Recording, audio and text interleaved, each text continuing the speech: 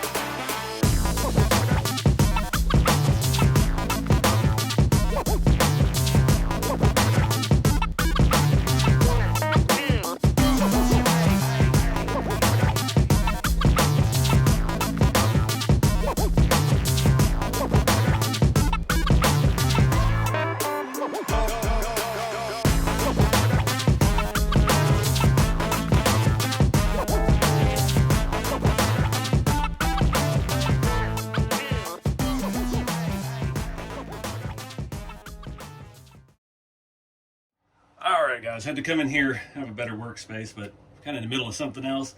This is my own personal hell, the wiring. I think I've got it figured out. So the other ESC it came with, I couldn't figure out what to do with this. There's no instructions, of course, for the electronics. And every time I plugged this in, I was pretty certain from checking online that one of these ends was the battery. Positive and ground. Input. I tried it every direction, didn't work. This thing got sweltering hot, started melting the heat shrink, so pretty sure we cooked that one. Had the little smell of the spirit leaving it.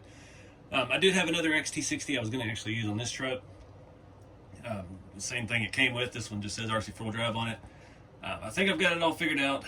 Don't mind all this other stuff I started with here. I've got an adapter and all kinds of mess. So I'm just going to use two of these XT60s, or whatever they are, the 1060s, sorry. I've got it all set up on its own receiver. I do have a 4-channel coming tomorrow. I didn't want to use an 8. I didn't realize I got this at my local shop. I paid the same price for it as I did a 4-channel on Amazon, so I always shop around. The local shop had a good deal on these.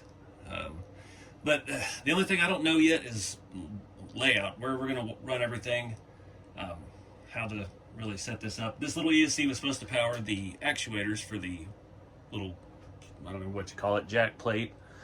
I've got that on the steering.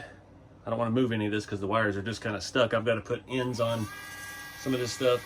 I've got that on the steering. I have this on the throttle forward reverse, and then on my multi-position here VR1, I've got the lock pin as a 2-position on that. So it'll be easy enough to switch on the fly to this setup and be able to disconnect and do what I need to do, and then switch back to the truck.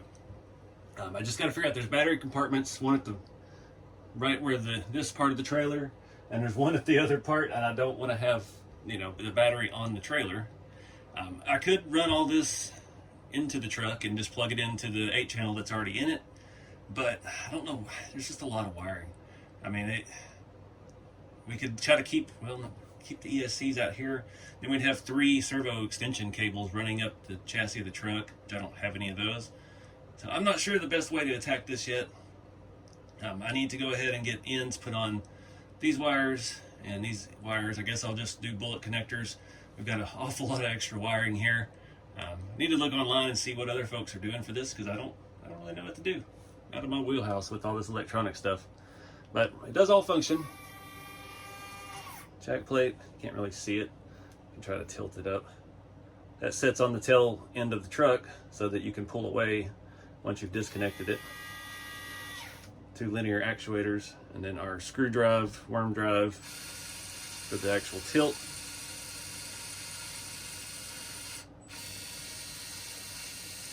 I don't know what was up with that other ESC. It's just screwy. I don't know what to say. I looked on Amazon, those are $6, but I don't know. I've got this, and it seems to be working. Like I said, I did order a Y adapter for these to run off of 1 battery. We just got to figure out how and where and what we're going to do to stick the battery in there. We've got 2 ESCs and a receiver and a battery to hide in this part, and we don't have very much space in it, so I'm gonna have to pull some of these screws out, take a look under there and see what we're working with. It would be neat to be able to hide it all in there. We've got some fairly small, it's a little 2-cell. Actually, if we didn't have the adapter, that would actually fit perfectly in there. So I don't know what we're gonna do yet. We'll figure it out.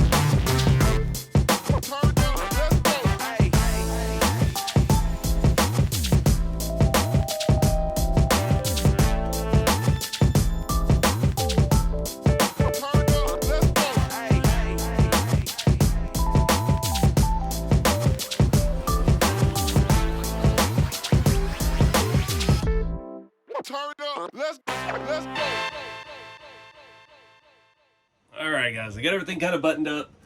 I think it's going to look good enough on the top.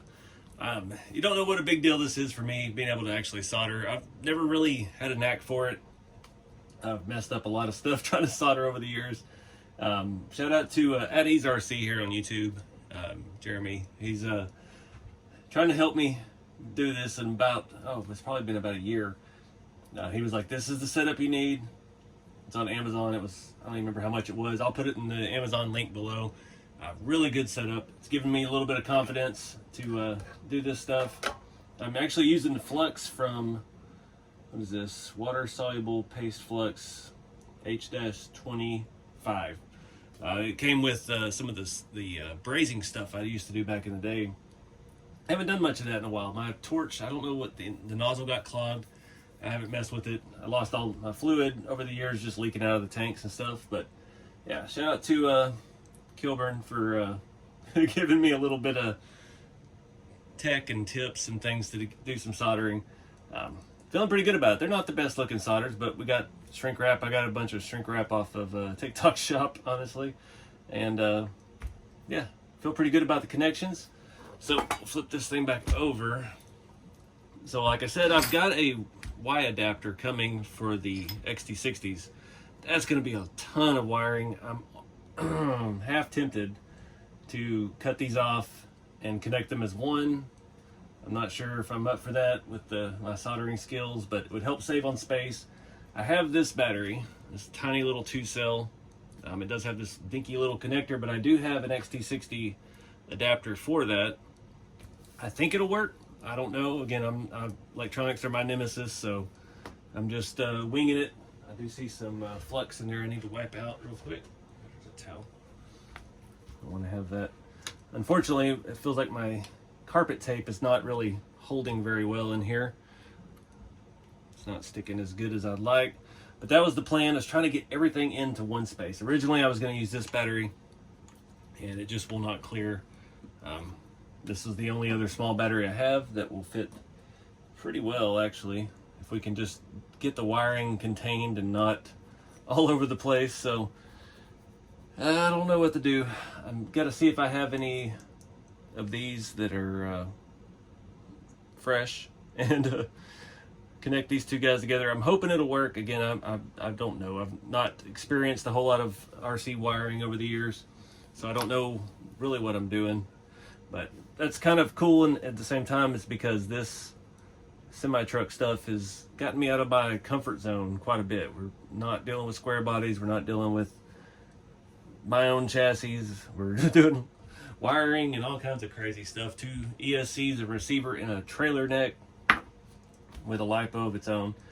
So the only stuff I could find online for these trucks, there is some provision down here to run a battery connector, and then you have to disconnect manually before you actually disconnect the trailer. So having a small tiny battery in this will allow us, one, we won't have power for lights, obviously, for the trailer, but it'll allow us to be able to disconnect the trailer remotely without having to touch it. So that to me is kind of cool. Yeah, we can just pull up, I can flip the radio to this channel, disconnect everything, drive away, unload the dozer. So we're only dealing with 2 remotes, and yeah. I did want to show one thing. These wire strippers I've had, these were from my childhood, actually. It says AT&T on it. AT&T ECS 5033. Imagine the statute of limitations is up on that. Something my mom, after she worked at Peterbilt and quit when she had me, she ended up going to work for AT&T, and they changed names to Lucent and I think a couple other things before they finally moved everything overseas. But yeah, I've had these. These have been in my life as long as I can remember, and I inherited some of my parents' tools, so they still work good. And it's just kind of neat because it's something that's so familiar. I've had it my entire life.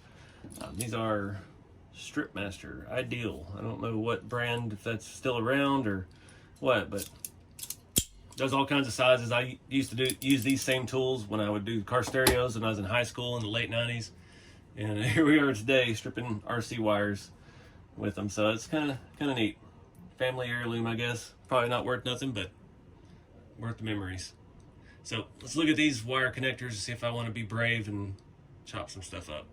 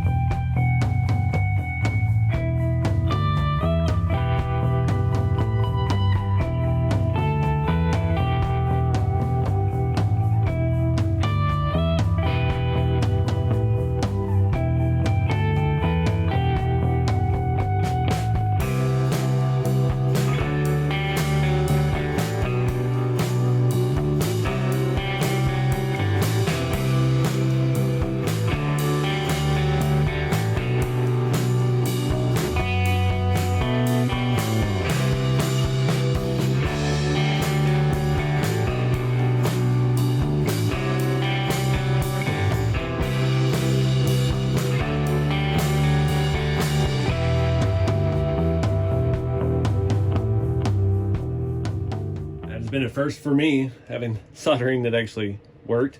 This little battery I think will do the job. I mean, again, we're not going to be using this a whole lot. If we can just cram all of this in. What do we got? Smoke.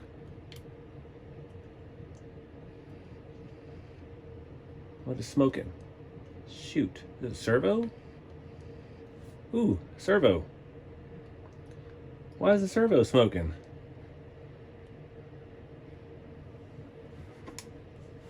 Well, alright. Well, that's exciting. Honestly, I don't know what caused that. The servo just gave up the ghost. Everything else is still working fine. Battery's not puffed, nothing's hot except for the servo. That's the second servo is burning hot. Oh, that metal ring. I don't know what we did wrong. It's only plugged into the receiver. It's not like there's any ESC running it or anything like that. The wires are not pinched or anything. Now we got to dig all this out. I think you can unbolt the servo from the backside. We can pull out the whole bracketry. It's going to mess up our on and off switches. I don't know that I have a short servo. I think we used the one that I found, or no, the one I found in the box was damaged, unfortunately. So, man, I just can't catch a break. I was ready to hook this up to the truck and do all this stuff. I don't know. I guess we'll pull it out. Yeah, we can't really get to the screws there. I guess we need to, well, no, that's probably the best angle to try to get to them. Try to pull that servo out and see what we can swap in. All right, guys, so I got a sacrificial lamb here to see if there's something to do with, because I don't know what I'm doing with the electronics. Maybe there's an issue with the voltage. This is just the world's cheapest plastic everything servo. It will not fit in there. Unfortunately, it has to be a shorty. It's been plugged up for about a minute now. I got no heat whatsoever. I've been sitting there flipping on the radio.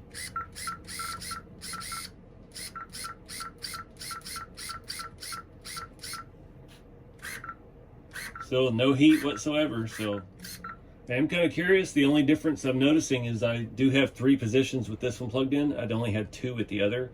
And it may have just been because it was limited, so maybe that's why we burn it up, because it does limit how much up and down travel it has. And I may have left it in the 3rd position, so it could be all my fault. Not rolling that out one bit. We need to set that to a 2 position setup on the radio. See if we can figure that out. Next channel, that is channel 3, I believe. BR1. Control. No, yeah, we got that. Let's go back. I'm still learning the radio, but it's still much easier to figure out. Now there's a thing to do that. All right, so I think I got it figured out. I've moved it to switch 1, so it's just the on and off, left and right. We'll have to come back and set the stops, apparently. But we won't be able to do that till we get a servo in here and we can kind of gauge the range of it. But I think that's going to be the answer to our problem. It's easy enough to do that here. We can EPA, we can set the endpoints. Channel 3, it's already kind of set off to one side. So we can turn that way down, which I've got a feeling we're going to, because it was operating a 3-point switch, or that selection is actually a 4-point. And yeah, the servo just could not. There's no, you got that, you got that. There's no in between. So I think, nope, don't want to set the steering. Try to set that one.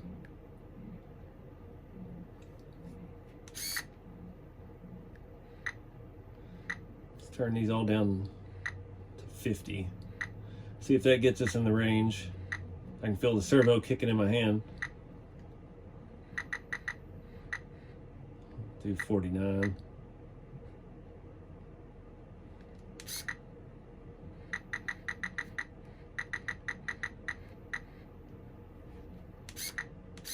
All right, so that should get us there.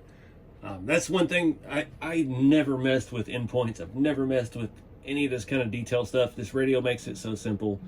Again, I mentioned it in the last video that this is not paid. I paid for this, bought it on Amazon myself. This is a really good, easy setup to figure this stuff out if you're old like me and you didn't have that ability. So that feels a lot better. So now go on the hunt for a servo. So yeah, I feel bad. I just posted that on social media.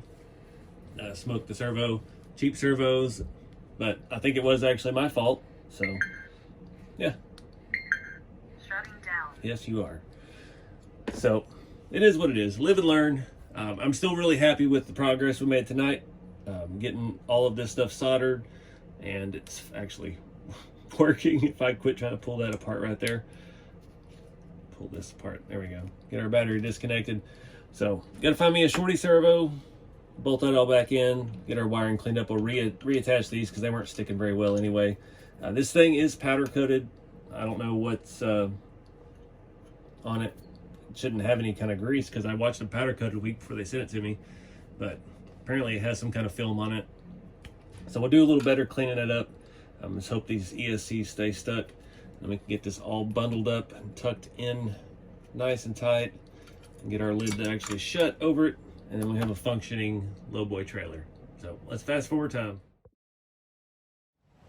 All right, guys, it's been a few days. We got the servo in today. Got it all hooked up and working. I'm just kind of trapped at the moment. I don't have any space, man. I threw this table from my event, one of my event tables up in here just to get this out of the box. The box is still down here full of confetti paper. I really want to put the dozer on it, but I don't have enough floor space to even put all this in the floor right now. So I was going to show you a little bit. I've got it all tucked in here as neatly as I possibly could. Get this thing to turn on.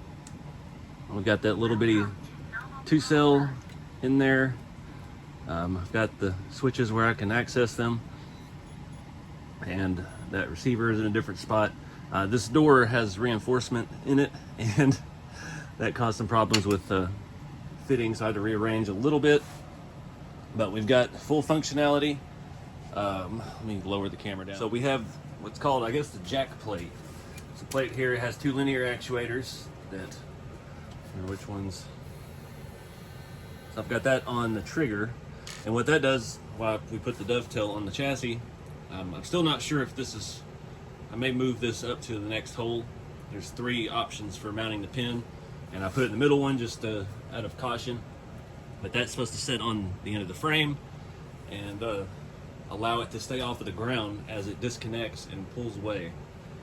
So then we've got steering wheel. Left and right is our screw drive. That's what actually lowers it down. And then I've got on switch 1 here on the thumb, our pin. And that's what I burn up the servo. I had that on the 4-way switch. I probably mentioned that the other day. And yeah, it's a 3-way switch. And I guess I left it on the 3rd option. And yeah, that pin is held in with E-clips, so it can only go to 2 positions. And you have to tune it. And I think we've got it all tuned in pretty good now. But that's why I burn up that servo. So live and learn. So now we're disconnected, so what we do, put our ramps down and drive the dozer on from the front once the truck pulls away. I need to do some measuring. We do have the ability to flip out all of these outriggers and bolt on another piece of wood.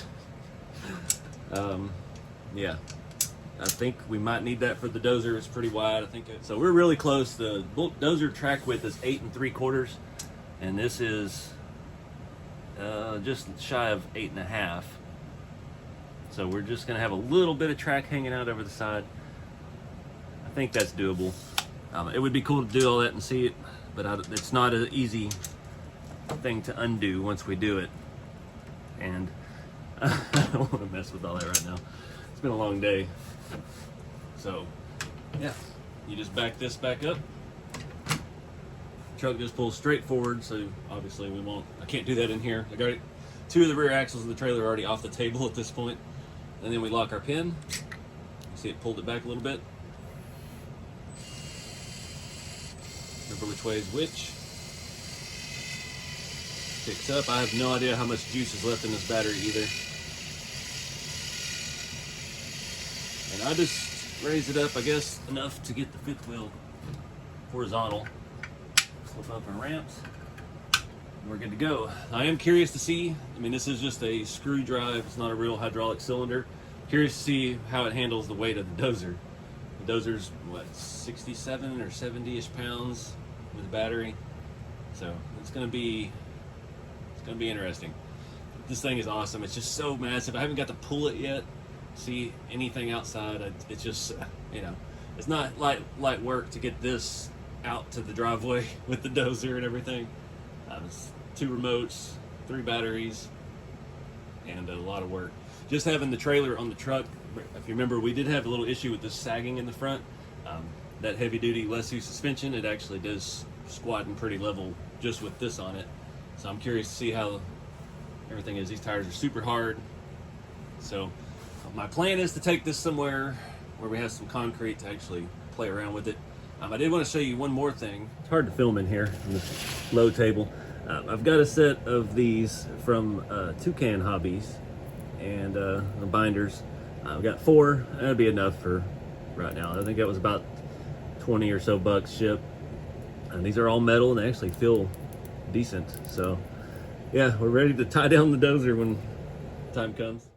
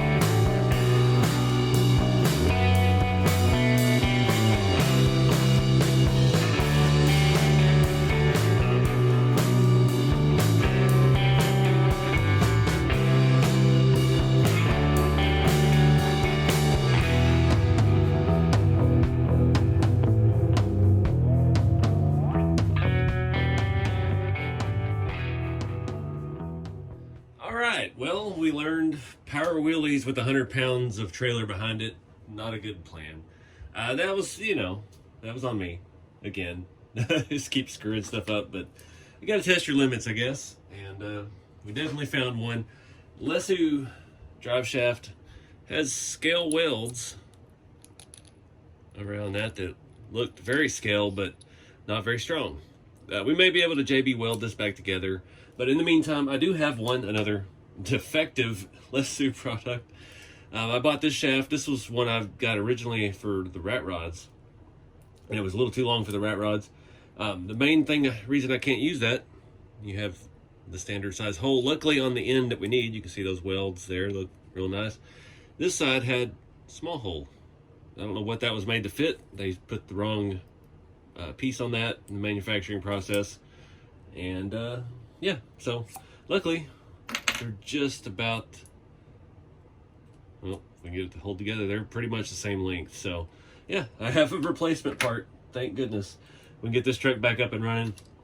I've got an event. I don't know if this video will be out before then. Should be right around the same time. at Waco, Texas. The Hobbytown USA in Waco is doing an RC construction event. It's on a Saturday, I believe, or Sunday. I think it's July 19th. I thought it was last month for some reason. I'm all over the place. But yeah, I'm going to take some of this stuff down there. It's only a couple hours away from me, and looking forward to doing it. Thank goodness I don't have to buy another drive shaft. So I got to get these grub screws out of here, get this thing mounted back up, and we should be good to go. I was trying to get, I was doing it for the Instagram, you know. I was trying to get a slow motion video of it doing a power wheelie, and yep, the third try when I finally got the camera set up. I screwed the pooch on that one, but luckily we've got the parts.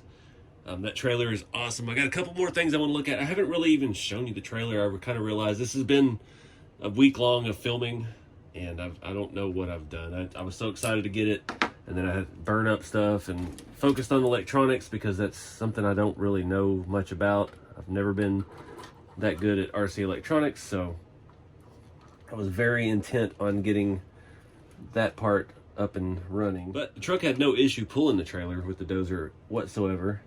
Let me go forward. So that is a good sign. Luckily we can still get to that screw right there. That was in low gear, and it was, yeah, it started pulling the front tires up, and I was like, all right, we need to get a wheelie shot. Oops. That's the one thing I still do not like about this truck, is this doesn't fit between the stacks very well. Trying to get this back plate in. I'm highly considering, because right now I have enough time, we could try to repaint that body and get us something red and black to match. About the same time, we're going to be painting this one here for another video series, so I'm thinking about painting this. I was never in love with the black and the cat yellow, so something to think about. Let's see if we can squeeze that in here, and I think today's the 11th, so I've only got a week before I go down for that event, so I don't know. But let me show you some more of this trailer, and before this video is over, we're going to take this thing somewhere and get a proper drive and get some footage of it. So here's a good look at the underside. This is all welded. This is powder coated. We have a battery tray back here and a battery tray up there. I don't know the thought process behind that. This one has a wood cover. I did have to re-glue one of the wooden, or the magnets to the wood. The front one flips open.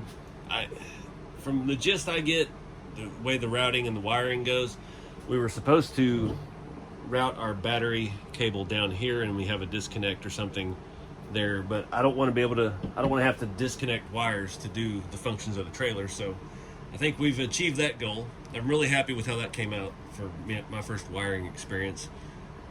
This, I'm guessing, is maybe a battery for lighting. It did come with some reflective tape, but it says DPS on it in the white part, and I've seen better looking stuff out there. I don't know exactly where we need reflective tape on this yet. I'm going to do some more research, but something I am looking at adding. This does have kind of a walking beam type deal. We've got the pivot points here in the middle axle, and these are like beefy, like, I don't think that's like M5 size, like heim joint, rod end type arm things, and the same kind of leaf springs the Lesu suspension has on the truck that we put on. It does have a center flap, super thin, cheap. These are all curved up against the tire right now. I do have these. These are from One Too Many RCs out of Canada.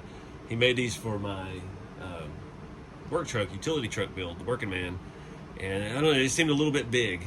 And I think if we cut a little off of here, we could put them on here. But the only problem is these bolt from the inside back here. So we're gonna need to,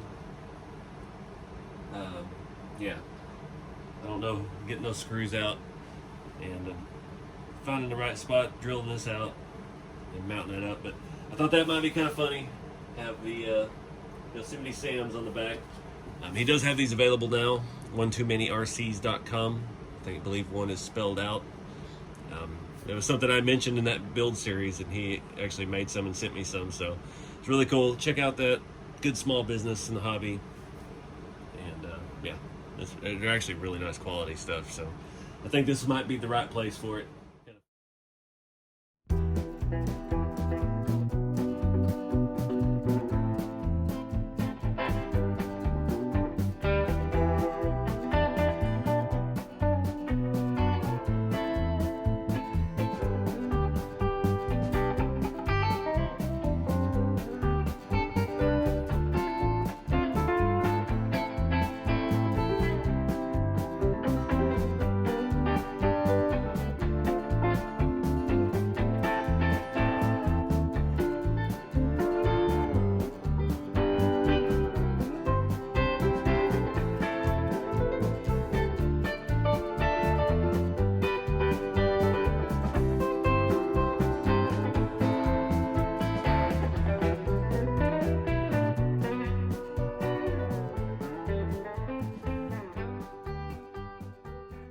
All right, guys, it's been another few days.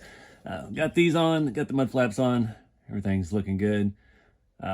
Just getting ready to go out to the event in Waco at Hobbytown, USA. And yeah, I couldn't get out anywhere. It rained the last week here pretty much, so I didn't get to go do the little photo shoot I wanted to do with it. But we'll get some better footage and get this thing out driving, hauling a dozer here at that event. Be nice. It's all indoors, be air conditioned, which is great this time of year in Texas. But yeah, I think they look pretty good. This one will straighten out eventually once we get some miles on this thing. Guys, it's been hard to film. This thing is massive and my shop is out of space. This little venture into the 14th scale stuff, I definitely have outgrown my shop, and I don't know what to do right now. Not in a position to expand or move or do anything like that. So I did want to give you the overall length of this thing. From front to back, we're right about 56 inches. So just a few inches shy of 5 feet. And once we hook a truck on it, my tape measure's messed up. But yeah, here's that other battery box here. And if I showed that, I mentioned it once, just held in with rare earth magnets. That'll be a good place to do light controls and things like that. This one up here actually has a hinge. Magnet is sticking out there, but I didn't like that setup. I don't want to have to disconnect wires to be able to disconnect the trailer. So it's already a hassle enough that we can switch between the radio or the receivers, but I don't know what the future is going to hold. Like I said, I do want to repaint the globe liner. I'm out of time. Mentioned earlier in the video, I'm editing it right now while I'm kind of filming. It's already 5 days after when I mentioned I might have time to paint it, and I don't have time to paint it. It's just humid and sweltering today as the rain stopped, so not exactly painting weather. We've already got a couple stains on the deck from the dozer. My dozer is leaking. It is confirmed in the latest construction vlog video series. Looks like maybe a couple of like the crimp fittings or something are leaking. So yeah, it's part of it, man. It's real equipment leaks all the time. And when you use it and abuse it, it just leaks. So yeah, I think for this event coming up, I'm going to have the globe liner, the grand hauler. I don't know if I'm going to bring the single axle because I don't really have it's not finished, and but we'll never know. We'll see what we can bring out. I'm going to haul the dozer, and I don't know if they're actually going to have anywhere for the dozer to actually work. It's kind of a small indoor thing, but at least we can get this thing out and drive it around a big enough space, get some cool footage, and see how the truck handles it, and see how it drives, and see if we need to add weight in the front. So that was something from the reels I put up. A lot of folks said it was pushing through the steering, just even at normal speeds without me trying to power wheelie the thing. So it may be a weight issue, weight distribution. We do have that adjustable fifth wheel on the back of the truck. We can slide forward. We do have room so that, again, we have 3 positions for the kingpin on the trailer, and we have multiple positions to slide the fifth wheel up and down. So if we can get the weight distributed a little bit further on the chassis, I think that'll fix our problem. But that stuff, we got to have some space to test out. My driveway is rough asphalt. The roads in front of our house are barely a step above gravel. So I can't really just take this thing out for a spin and test it out. I'd have to load all this up and drive 45 minutes to the nearest place with concrete. But it is what it is. I got to figure out a way to make more space in the shop so we can actually have somewhere to put this stuff and go from there. But I appreciate you guys watching, and yeah, this stuff's been fun. It's nice, change of pace. I know I'm not done with the scale trucks. I'm not done with the rat rods. I'm not done with any of the stuff that the channel's been based around. This is the reason I quit the RC construction and semi-truck stuff 7 years ago when I first got into it, because I didn't have then the money.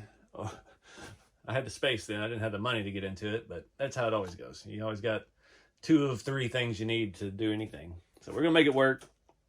But look forward to seeing what this event holds, seeing some awesome builds. Obviously, we still have a long way to go with these trucks. I mean, there's a whole another world of lights and sounds and vibration modules and smoke and things like that. And this has really helped me kind of get over my fear of electrical and wiring stuff. Now I can solder. I feel decent about my soldering ability. It's not, amazing, but I can do my own stuff. So that's a big step. So anyways, guys, I appreciate y'all. Get out there and have some fun with the hobby. Doesn't matter what it is. Keep it scale, and I'll see you in the next one.